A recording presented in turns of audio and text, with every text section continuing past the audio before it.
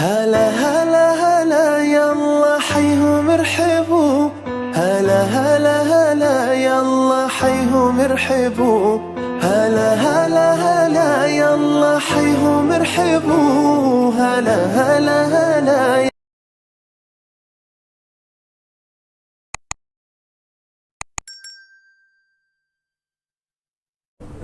الحمد لله رب العالمين،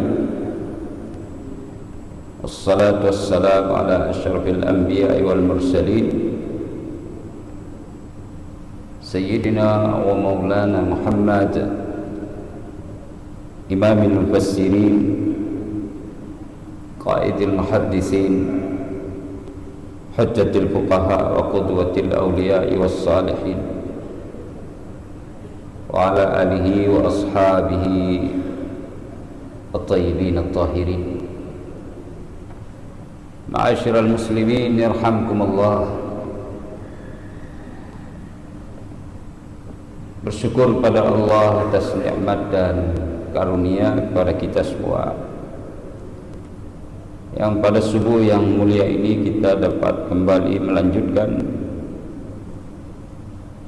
kajian kita terhadap beberapa ayat-ayat suci Al-Quran dan hadis-hadis Nabi sallallahu alaihi wasallam. Selanjutnya kita tetap tidak henti-henti untuk berselawat kepada Nabi kita sallallahu alaihi wasallam, kepada al dan sahabat sekalian yang kita iringi selawat dan salam kita itu di antara puji-pujian, zikir, lantunan ayat-ayat suci Al-Quran serta doa-doa kita kepada Allah Subhanahu wa ta'ala. Sidang jemaah yang dirahmati Allah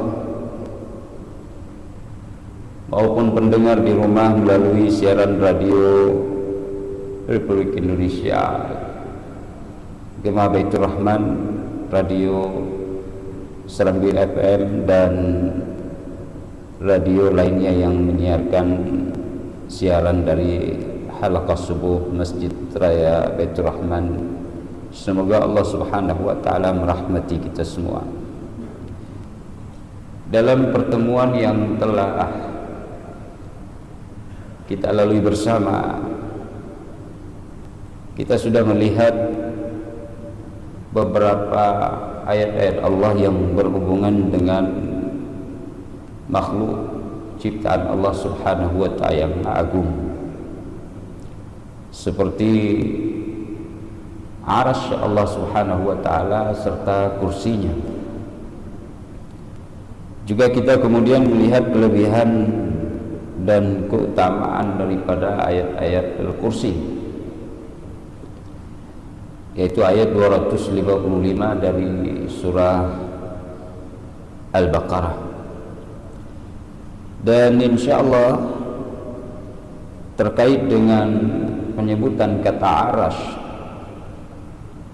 yang disampaikan oleh para ulama di dalam Al-Quran hingga 26 kali, dan itu sudah kita membahasnya. Maka pada subuh yang mulia ini kita coba angkat kembali hadis-hadis Rasulullah sallallahu alaihi wasallam yang berkaitan dengan penyebutan kata arasy, yang secara khusus hadis ini mengajarkan kita akan doa-doa yang sangat tinggi nilainya, yang menggunakan kalimat-kalimat yang memiliki nilai dan makna yang tinggi pula, sehingga ucapan Rasulullah di dalam hadis ini adalah merupakan doa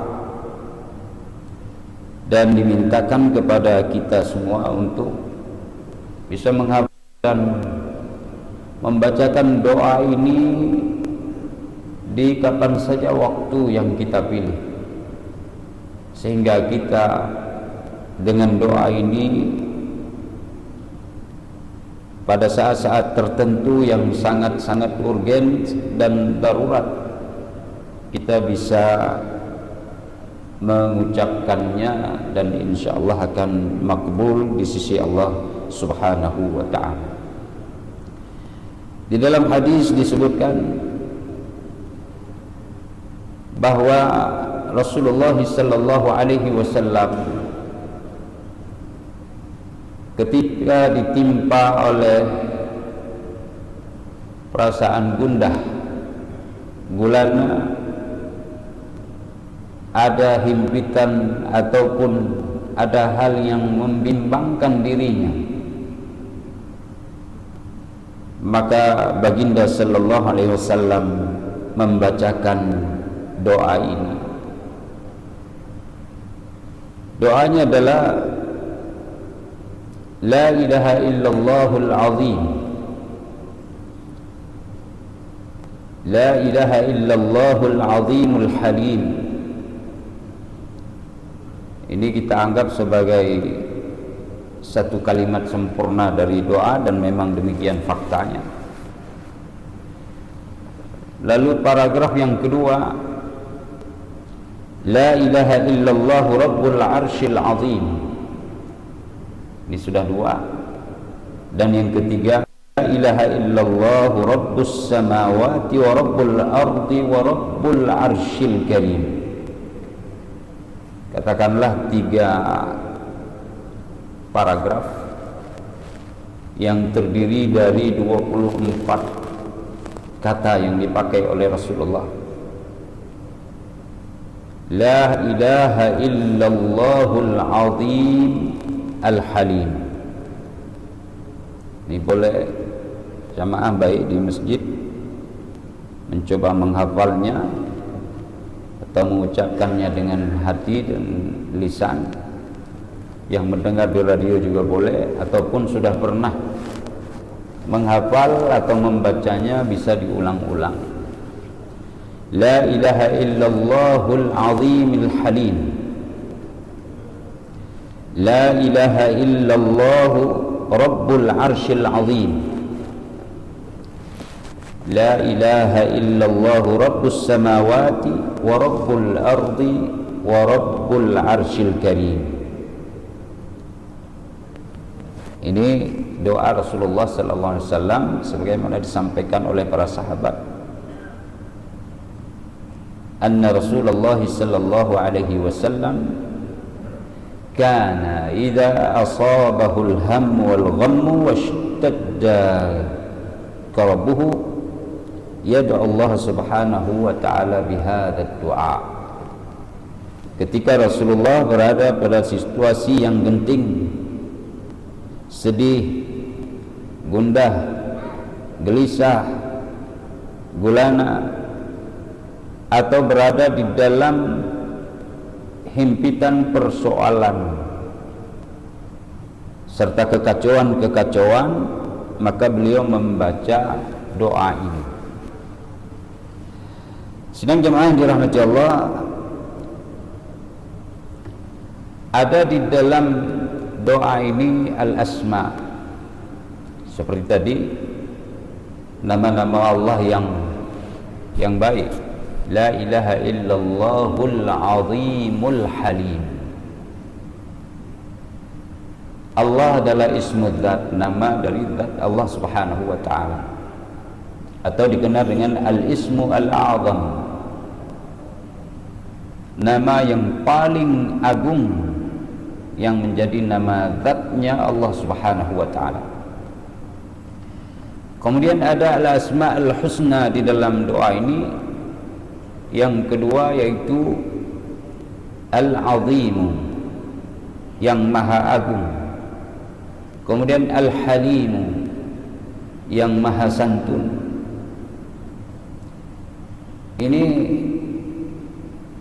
al-azimu, al-halimu. Kalau al-azim, yang maha agung, itu berhubungan dengan zat, sifat dan af'al atau perbuatan Allah subhanahu wa ta'ala. Allah agung pada zatnya. Allah agung pada sifatnya, Allah agung pada perbuatannya. Tidak ada satupun perbuatan Allah yang tidak agung, dan keagungan itu mutlak hakikat milik Allah Subhanahu wa ta'ala. Terkadang kita mengucapkan keagungan kepada hal-hal yang lain dari makhluk ciptaan Allah, seperti kita sematkan pada seseorang yang sangat agung. Raja misalnya, raja itu terlihat begitu agung, maka keagungan yang ada pada manusia adalah wujud daripada perbuatan Allah Subhanahu wa ta'ala kepadanya. Dan keagungan yang ada pada manusia tidaklah di dalam bentuk hakikat, tapi hanya disematkan sebagai pinjaman dari Allah Subhanahu wa ta'ala, dan dia tidak dalam semua sisi. Manusia bisa agung disebabkan karena ilmu yang dia miliki. Ada manusia yang agung karena harta yang dia punyai. Ada keagungan yang ada pada manusia dilatar belakangi oleh akhlak dan sopan santunnya. Dan ada pula orang agung karena kekuasaan yang telah dia peroleh. Ada pula orang agung dikarenakan karena dia memiliki kedudukan di antara para manusia. Nah, pada manusia ini sedang jamaah dirahmati Allah, tidak semua dihimpun. Ada orang punya ilmu sangat agung, tapi dia tidak memiliki akhlak. Banyak orang punya ilmu, tapi akhlaknya tidak ada. Maka orang mengatakan dia sungguh agung, ilmunya luas, pengetahuannya luar biasa, tapi sayang akhlaknya tidak mencerminkan keilmuannya. Ada orang punya harta, gemerlap manusia lain melihatnya, tetapi dia tidak disukai karena kikirnya luar biasa. Ada orang memiliki kuasa tapi dibenci oleh rakyatnya, padahal dia power yang dia miliki dari titik kilometer 0 sampai dengan titik kilometer yang cukup luas, tapi dia dibenci. Ini keagungan yang dimiliki oleh manusia, tapi pada Allah Subhanahu wa ta'ala keagungan ini dalam semua sisi. Jadi Al-Azim di dalam doa ini itu menjadi sebuah keniscayaan bagi kita di dalam berdoa kepada Allah Subhanahu wa ta'ala.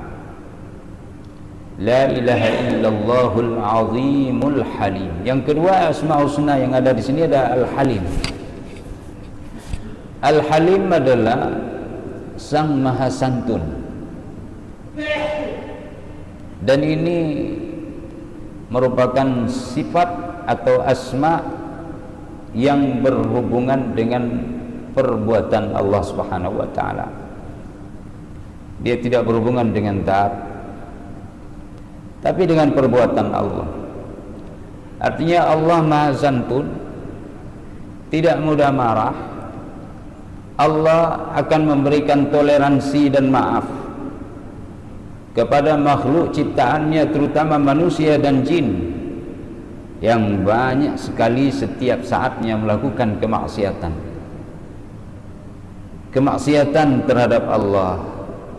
Tidak ingat bahwa Allah memantau dan mengawasi mereka, tidak memberikan rasa syukur terhadap nikmat yang diberikan, padahal setiap saat nikmat itu kita pakai, kita gunakan, kita nikmati. membuat diri kita merasa tentram dan nyaman dengan nikmat itu, atau ketika kita berada dalam situasi yang genting, nikmat itu pula yang membuat kita keluar dari situasi itu. Sehingga ayat mengatakan wa in ta'uddu ni'matallahi la tuhsuha. Jika kalian menghitung nikmat Allah, maka sungguh kalian tak akan mampu menghimpun hitungan itu sehingga lengkap. Setengahnya saja tidak sampai, apalagi mendekati kelengkapan. Terlebih lagi mustahil untuk lengkap menghitung nikmat Allah, karena ilmu kita terbatas, catatan kita terbatas, kekuatan kita terbatas. Sehingga Allah umpamakan kalau lautan jadi tinta ditambah lagi dengan 7 samudra, pepohonan dijadikan pena untuk menulis, maka tidak akan mampu menghitung kalimat-kalimat itu. Nah, jemaah yang dirahmati Allah Subhanahu wa taala, Al-Halim, Sang Maha Santun, yang seharusnya kita dibinasakan. Ada nikmat diberi oleh Allah, ada petunjuk yang ditampilkan kepada kita dan kita diarahkan ke sana, tapi malah kita membangkang terhadap petunjuk dan arahan Allah serta bimbingannya. Ada pendampingan yang diberikan oleh Allah, kita tolak semuanya, padahal semua adalah dari Allah Subhanahu wa taala yang kita kadang tidak minta diberi. Ya, sehingga para ulama mengatakan, ya, in lam yakun husnu dhannika billah li husni wasafi falyakun husna dhannika bihi li husni muamalatihi ma'ak. Kalau kamu tak mampu berbaik sangka kepada Allah karena sifat-sifatnya yang indah lagi baik, maka hendaklah engkau memilih opsi cara yang kedua atau umum yang ditempuh oleh banyak manusia, yaitu berbaik sangkalah kepada Allah karena apa yang telah Allah perbuat terhadapmu. Bukankah Allah telah awwadaka, fahal awwadaka illa khairan wa hal a'taka illa mananan. Bukankah Allah telah memberikan kepadamu banyak sekali nikmat, dan bukankah Allah telah menyampaikan kepadamu berbagai macam karunia. Lahir tidak diminta kita dipilih, akal diberikan, mata, penglihatan, pendengaran, lisan, tangan yang bisa kita gerakkan, ya, berfungsi seluruh organ kita dengan baik, tampilan kita, ya, dengan tampilan yang indah seperti ini. Fatabarakallahu ahsanul khaliqin. Semuanya sudah Allah berikan sampai umur kita masing-masing seperti ini. Lalu apa yang membuat kita ragu terhadap jaminan Allah untuk sisa umur yang Allah Subhanahu wa taala tentukan bagi kita? Selama ini tidak ada yang kurang, tidak ada busung lapar.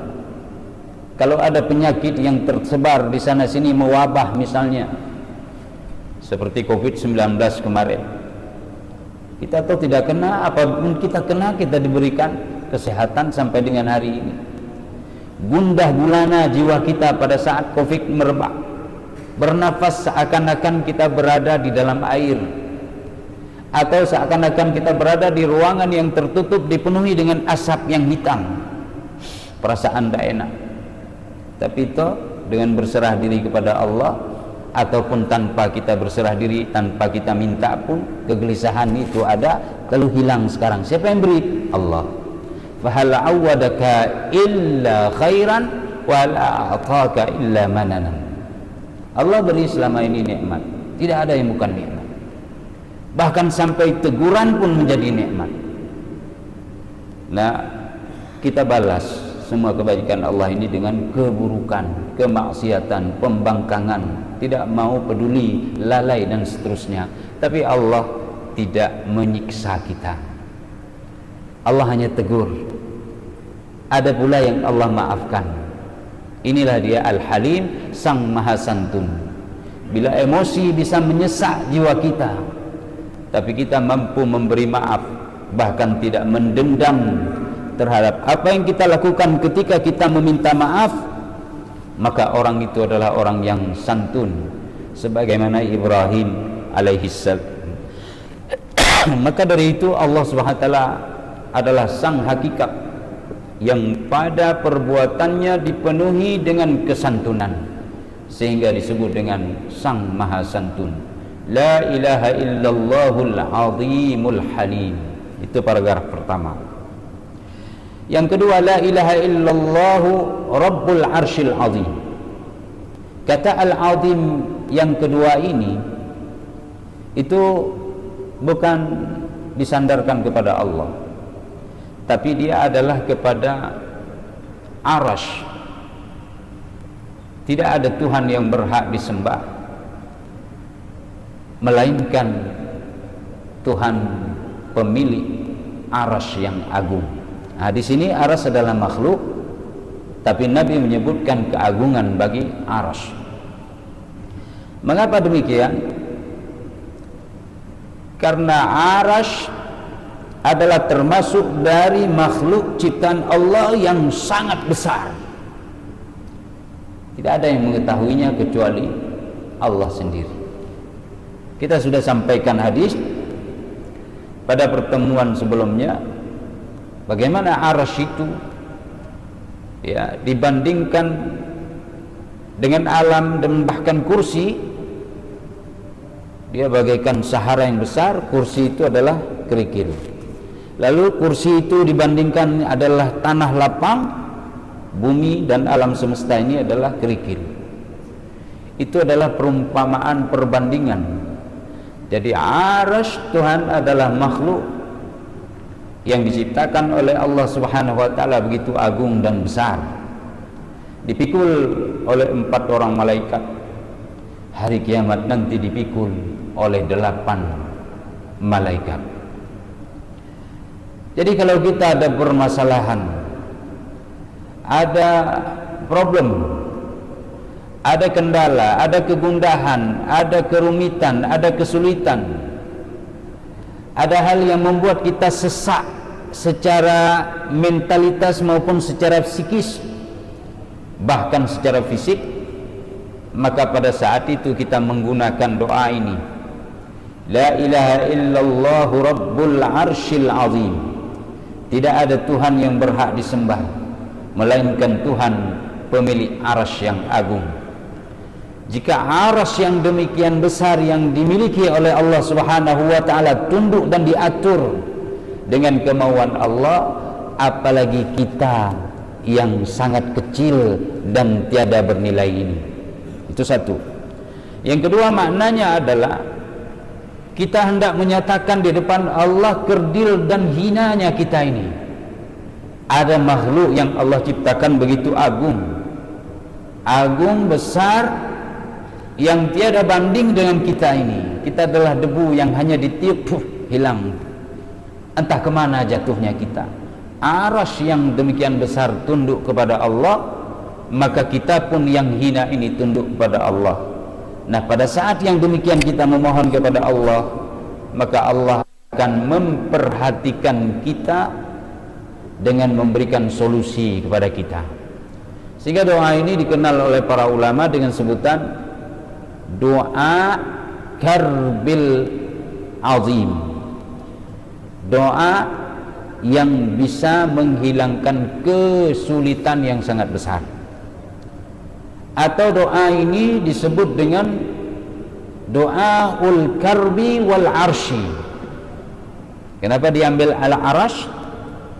Karena melihat kepada kata-katanya arash dan melihat kepada nilai dan makna yang terkandung di balik penggunaan kata-kata ini, yaitu dengan nilai dan makna yang sangat tinggi. Saya ulangi paragraf pertama supaya kita hafal. La ilaha illallahul azimul halim. La ilaha illallah rabbul arsyil azim. Yang ketiga, la ilaha illallah rabbus samawati wa rabbul ardi wa rabbul arsyil karim. Tiada Tuhan yang berhak disembah melainkan Tuhan pemilik langit dan Tuhan pemilik bumi, serta Tuhan pemilik arasy yang mulia. Agung, mulia lagi. Tadi arasy-nya agung, sekarang arasy-nya mulia. Ya, Allah sematkan kepada arasy ini akan kemuliaan. Di sana ada melihat bagaimana kalimat asyhadu an la ilaha illallah wa asyhadu anna muhammadar rasulullah tertulis di sana, atau la ilaha illallah muhammadur rasulullah. Kemudian para malaikat yang memikul arasy itu terus bertasbih memuji Allah. Kemudian juga ayat kursi itu ada pada pilar arasy. Kemuliaan di atas kemuliaan disematkan sehingga arasy ini menjadi arasy yang mulia. Jemaah yang dirahmati Allah Subhanahu wa taala. Di dalam kisah yang disampaikan oleh Al-Imam Al-Bukhari, Rasulullah sallallahu alaihi wasallam ya menggunakan hadis ini, menggunakan doa ini atau ucapan ini sebagai doanya. Kemudian juga ada kelebihan-kelebihan lain, di antaranya disebutkan bahwa seseorang pernah bertemu dengan Abu Nu'aim Al-Asfahani. Ini pengarang kitab Hilyatul Auliya. Abu Nu'aim dijumpai oleh Abu Bakar Ar-Razi. Beliau hendak menulis hadis dan membicarakan hadis dengan Abu Nu'aim Al-Asfahani. Tapi di samping Abu Nu'aim ada seorang lelaki, namanya adalah Abu Bakar ibn al-Ali. Abu Bakar bin Ali, seorang yang memiliki ilmu sekaligus juga banyak memberikan fatwa kepada umat ini. Tetapi Abu Bakar bin Ali ini kemudian difitnah sehingga dihadirkan kepada raja untuk disidang. Lalu kemudian Abu Bakar Ar-Razi bermimpi dan bertemu Jibril alaihissalam. Jadi dia lihat di dalam mimpinya itu bahwa Jibril mengatakan kepada Nabi Muhammad sallallahu alaihi wasallam, dan Nabi Muhammad mengatakan kepada Abu Bakar Ar-Razi. Ini diriwayatkan oleh di dalam kitab Hilyatul Auliya ada, kemudian juga oleh Al-Imam Al-Bukhari tentang kisah ini, bahwa katakan kepada Abu Bakar bin Ali untuk mengucapkan doa ini. Maka kemudian ketika pagi hari beliau terbangun, beliau sampaikan ini setelah menjumpai Abu Bakar bin Ali. Maka pada waktu itu Allah memberikan jalan keluar kepada Abu Bakar bin Ali sehingga tidak jadi diperadilankan oleh raja dan dilepaskan, karena ini adalah sebuah fitnah. Ini diriwayatkan oleh Al-Bukhari dari Ibnu Abbas tentang menggunakan hadis ini, lalu kemudian disampaikan penglihatan oleh Abu Bakar Ar-Razi tentang kisah tadi. Kemudian jamaah yang dirahmati Allah Subhanahu wa taala, Juga di dalam Hilyatul Auliya disampaikan oleh Ibnu Abi Dunya di dalam kitab Al-Faraj Ba'da Syiddah, atau Al-Faraj Ba'da Syiddah, jalan keluar setelah kesulitan. Di sana disebutkan bahwa Al-Walid bin Abdul Malik menulis kepada Utsman bin Hayyan, ini petugasnya atau gubernurnya, undur Al-Hasan bin Al-Hasan, coba lihat si Hasan, anaknya si Hasan. Itu disuruh lihat oleh Al-Walid. Kamu tangkap dia, kemudian kamu cambuk dia 100 kali, dan cambuk di depan manusia. Lalu kemudian Utsman bin Hayyan pun mengirim utusan untuk menangkap Al-Hasan ibnul Hasan. Waktu ditangkap dan digiring, Al-Hasan ibn Al-Hasan bertemu dengan Ali bin Al-Husain. Ini masa-masa di mana keluarga Nabi banyak yang ditangkap, atau keturunan Rasulullah SAW, keturunan dari Ali. Nah, ini Ali bin Al-Husain adalah anak paman daripada Al-Hasan ibn Al-Hasan. Lalu dia katakan, wahai sepupuku, ambil kalimat ini, hafal dengan cepat, lalu sampaikan. Apa itu kalimat? Disampaikanlah hadis dari Ibnu Abbas radhiyallahu anhuma bahwa Rasulullah sallallahu alaihi wasallam ketika dalam kesulitan mengucapkan doa ini. La ilaha illallahul azimul halim, la ilaha illallah rabbul arsyil azim, la ilaha illallah rabbus samawati wa rabbul ardi wa rabbul arsyil karim. Ini diucapkan, lalu Hasan pun memakai doa itu. Ketika diangkat masuk menghadap kepada Utsman bin Hayyan, tiba-tiba Utsman bin Hayyan setelah melihat kepada Hasan ibnul Hasan, sepertinya aku melihat engkau difitnah oleh seseorang, dan orang yang memfitnahmu itu tampak wajahnya pada diriku. Lalu khallu sabila, udah lepas Hasan ibnul Hasan. Tidak jadi dicambuk, padahal yang perintah ada khalifah, ya, Al-Walid bin Abdul Malik yang perintah. Lalu dia katakan oleh stafnya yang lain, pembantunya, itu nanti kalau ditanya sama khalifah bagaimana, aku akan cari cara dan kusampaikan kepada khalifah, itu urusanku nanti. Jadi diucapkan doa ini, la ilaha illallahu al-azimul halim, la ilaha illallahu rabbul arsyil azim, la ilaha illallah rabbus samawati wa rabbul ardi wa rabbul arsyil karim. Jamaah yang dirahmati Allah Subhanahu wa taala, di dalam Musnad Ahmad bin Hanbal juga disebutkan hadis ini. Tadi riwayat Imam Al-Bukhari, Imam Muslim, kemudian riwayat yang lain At-Tabrani, ya, kemudian At-Tirmidzi juga meriwayatkan hadis-hadis ini.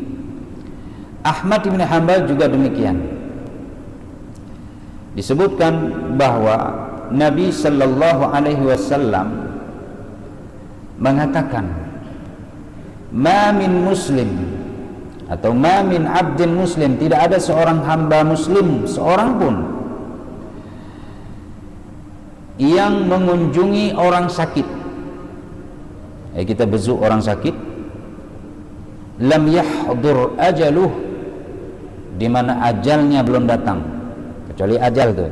Kalau sudah tulis ajal, ya meninggal. Tidak ada yang bisa menolaknya kalau ajal sudah ditentukan.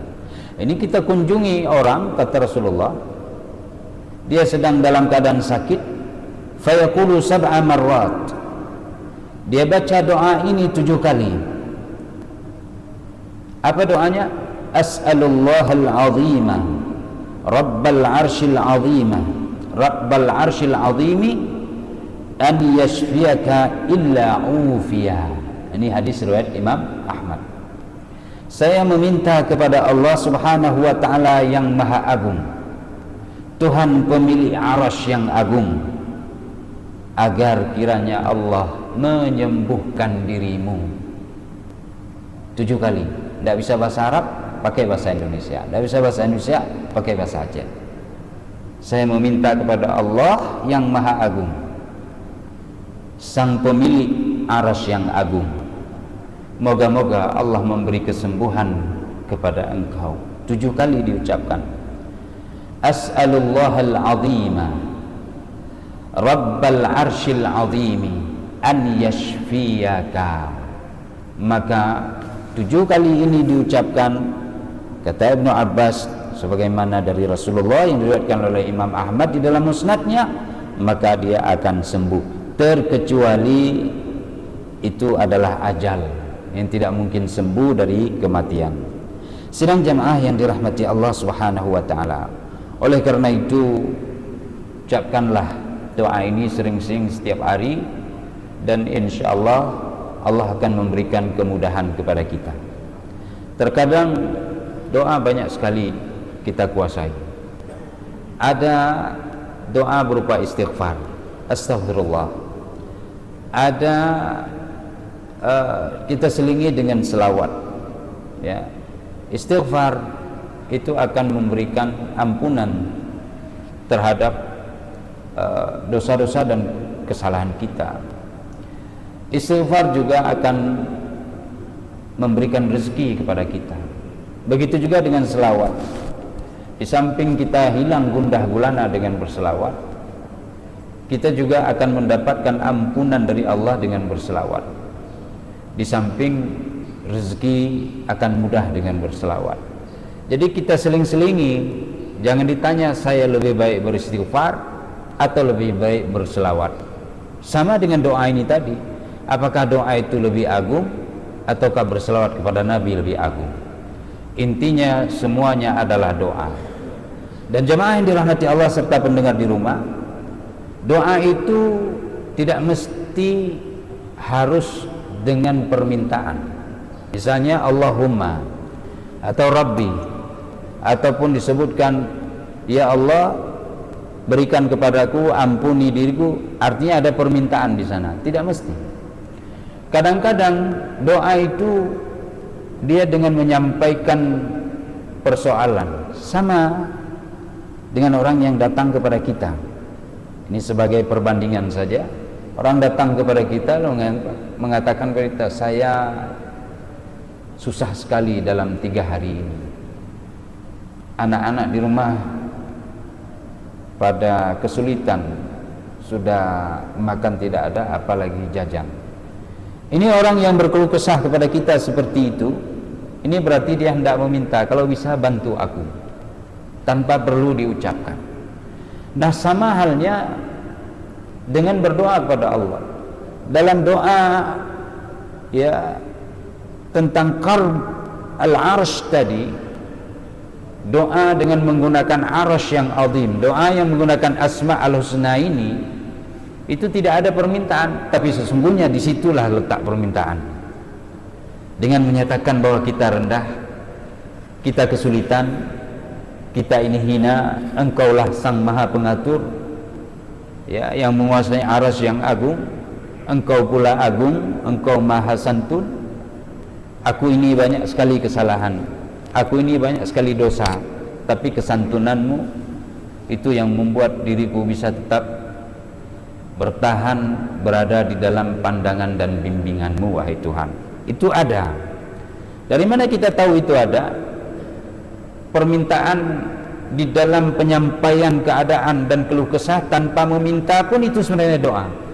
Dari kisahnya sebagai contoh, Nabiullah Musa alaihissalam, ketika Musa meninju orang-orang Qibti di Mesir, lalu kemudian datang seorang meminta, kau lari saja keluar dari Mesir, karena orang-orang sudah berkumpul mencarimu untuk membunuhmu.